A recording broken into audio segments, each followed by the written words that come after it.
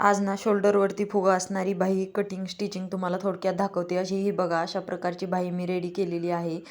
याचा दंड घेर आणि शिलाई मार्जिन दोन्ही मिळून 7 इंच आहे आणि मोंड्याच्या तिथे 9 इंचाचा आपली पूर्ण मोंड्याची रुंदी आहे. तर ही अशा प्रकारे मी कटिंग करून घेतलेलं आहे. 1 इंच कमी पडत होतं तेवढं मी जॉईंट करून घेतलं आणि जी समोरील भाग आहे त्याची सुद्धा मार्किंग करून घेऊन ते सुद्धा कटिंग करून घेतलं आणि मेन ब्लाऊज पीसवरती ठेवून हे बघा अशा प्रकारे मी 1-1 इंचाचं शिलाई मार्जिन सर्व बाजूंनी सोडून कटिंग करून घेतलेलं आहे.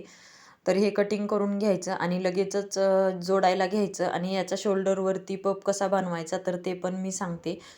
तर हे बघा अशा प्रकारे मी ठेवलेलं आहे. जी खालची जी आहे ना आपल्याला फक्त शिलाई मार्जिन पुरतं ठेवायचं आहे अर्धा इंच आणि बाकीचं कट करून टाकायचं आहे खालच्या साईडचं पट्टीचं.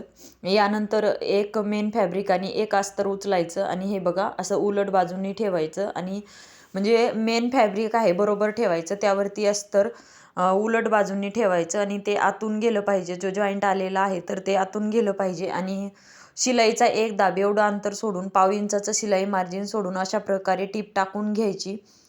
आणि हे बघा यानंतर यावरती दाबटीप टाकायची. दाबटीप टाकताना कधीही अस्तरवरतीच दाबटीप आली पाहिजे. यानंतर खालून अस्तर फोल्ड करून घ्यायचं आणि हे बघा ही खालची एक टीप टाकून घ्यायची आणि आता सर्व बाजूंनी जॉईंट करून घ्यायचं. अस्तर आणि मेन फॅब्रिक सर्व जॉईंट करून घ्यायचं. कुठेही फुगा आला नाही पाहिजे. आपल्या हाताने दाब प्रेस करत राहायचं आणि अशा प्रकारे स्टिच करून घेतलं. मी सर्व बाजूंनी एकसारखं आलं का ते चेक केलं आणि जे एक्स्ट्राचं कपडा जो होता तर तो मी कट करून टाकला आणि हे बघा आपण 3 ते 3.5 इंचाची उंची आणि 3.5 इंच रुंदी अशा प्रकारे मी ते अस्तर कटिंग करतानाच वाढवलेलं होतं. तर हे बघा इकडून 3 प्लेट टाकायच्या छोट्या छोट्या आणि दुसऱ्या बाजूने 3 प्लेट्स टाकायच्या.